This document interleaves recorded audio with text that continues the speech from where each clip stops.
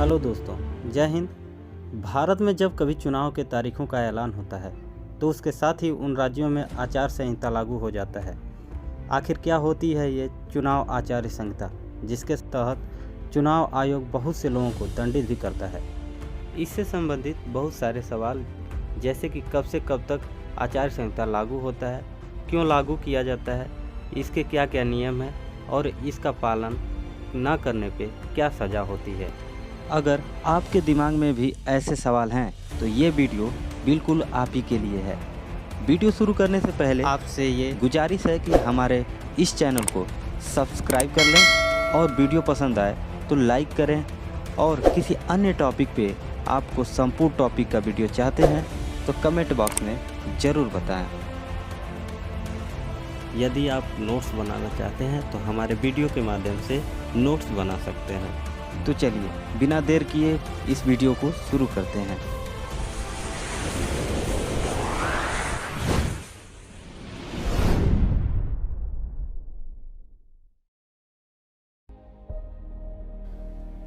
भारत में चुनाव जैसे जैसे नज़दीक आता है वैसे वैसे भारतीय निर्वाचन आयोग की जिम्मेदारियां बढ़ती जाती हैं, क्योंकि चुनाव को निष्पक्ष और सफलतापूर्वक संपन्न कराने की जिम्मेदारी इलेक्शन कमीशन ऑफ इंडिया यानी भारत निर्वाचन आयोग की होती है।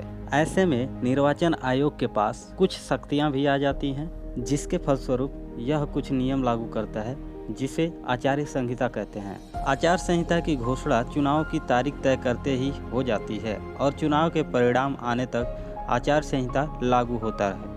अब आगे बढ़ने से पहले थोड़ा सा चुनाव आयोग के बारे में भी जान लेते हैं। चुनाव आयोग एक बहुसदस्यीय संस्था होती है, जिसमें चीफ इलेक्शन कमिश्नर के अलावा अन्य कमिश्नर भी होते हैं, जिनका चुनाव राष्ट्रपति करते हैं। इनके पास एक समान शक्ति होती है और वेतन भत्ते और अन्य लाभ भी एक समान होते हैं, जो सुप्रीम कोर्ट के न्यायाधीश के समान होते हैं। चुनाव आयोग के कुछ मुख्य कार्य भी होते हैं, जैसे कि मतदाता सूची तैयार करना, उन्हें फिर से नया करना, चुनाव कार्यक्रम तय करना, अधिघोषणा करना, मतदान की तिथि तय करना, चुनाव परिणाम की घोषणा करना इत्यादि सारे काम चुनाव आयोग के होते हैं। इनके अलावा स्वतंत्र निष्पक्ष चुनाव कराने का निर्णय भी चुनाव आयोग के पास होता है। पूरे देश या राज्य में अगर चुनाव का माहौल नहीं है तो चुनाव को रद्द करना भी चुनाव आयोग का ही काम होता है। जैसे कि 1991 में राजीव गांधी की हत्या के कारण और गुजरात में गुजरात दंगों के बाद विधानसभा भंग कर दी गई, तो चुनाव को चुनाव आयोग द्वारा ही स्थगित कर दिया गया था। इनके अलावा राजनीतिक दलों का मान्यता देना तथा उन्हें चुनाव चिन्ह आवंटित करना भी चुनाव आयोग का ही काम होता है। सीमित कर्मचारियों के कारण प्रशासनिक मशीनरी की मदद चुनाव आयोग लेता है, और एक बार चुनाव शुरू होने के बाद उस मशीनरी पर चुनाव आयोग का पूर्ण नियंत्रण हो जाता है। वह किसी का ट्रांसफ़र रोक भी सकता है और कर भी सकता है। जैसे कि कोई अधिकारी पिछले 4 वर्षों से एक ही ज़िले में तैनात है तो उसे उस ज़िले से ट्रांसफ़र करना होगा। हालांकि यह नियम DEO, RO, ARO, police inspector, sub inspector और इनसे बड़े अधिकारियों पर ही लागू होते हैं। और अब बात करते हैं निर्वाचन आयोग की क्या भूमिका होती है प्रत्येक चुनाव में। तो देखिए, भारतीय संविधान के अनुच्छेद 324 के अनुसार संसद, राज्य विधानमंडल और राष्ट्रपति, उपराष्ट्रपति के पदों के निर्वाचन के लिए चुनावों का संचालन और निर्देशन, चुनाव नियंत्रण करने की जिम्मेदारी पूरा का पूरा चुनाव आयोग का ही होता है।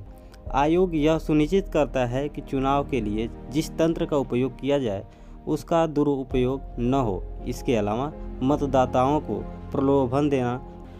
तो ये तमाम नियम एक आदर्श आचार संहिता के हैं। दोस्तों, अगर आप नए नए टॉपिक पे संपूर्ण वीडियो चाहते हैं तो इस चैनल को सब्सक्राइब अभी तक नहीं किया तो कर लें और बेल आइकन दबाना ना भूलें, ताकि हमारे अगले वीडियो की नोटिफिकेशन आप तक पहुंच सके। तो मिलते हैं एक नए टॉपिक के साथ अगले वीडियो में। तब तक के लिए नमस्कार।